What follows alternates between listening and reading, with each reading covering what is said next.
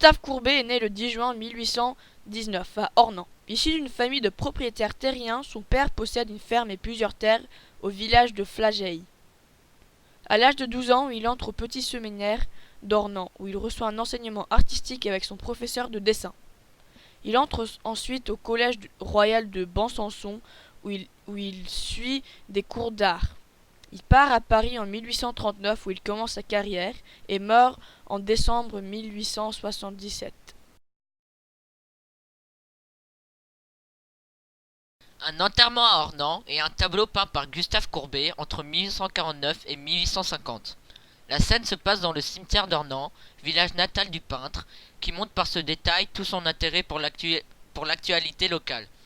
Dans ce tableau, où 27 personnages ont été identifiés, figurent, de gauche à droite, les employés en uniforme chargés du cercueil, le prêtre, ses enfants de chœur, des notables d'Ornans.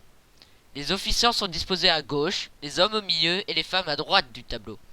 Dans cette image, on peut remarquer que les lignes formées par les falaises en bleu ici et ceux de la foule, on remarque que le ciel, signe de Dieu, est parallèle à la terre, où il y a le fossé, le rendant parallèle à la mort.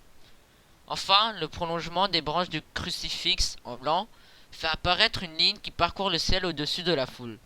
On distingue aussi une ligne verticale qui part du sol jusqu'aux cieux. Il passe par le vase d'eau bénite, eau avec laquelle le curé peut aussi baptiser, l'enfant de cœur communié, le porteur de croix marié, et enfin par le crucifix et le corps du Christ. Courbet aurait alors peut-être représenté le cheminement de la vie à travers les sacrements chrétiens, de la naissance à la mort.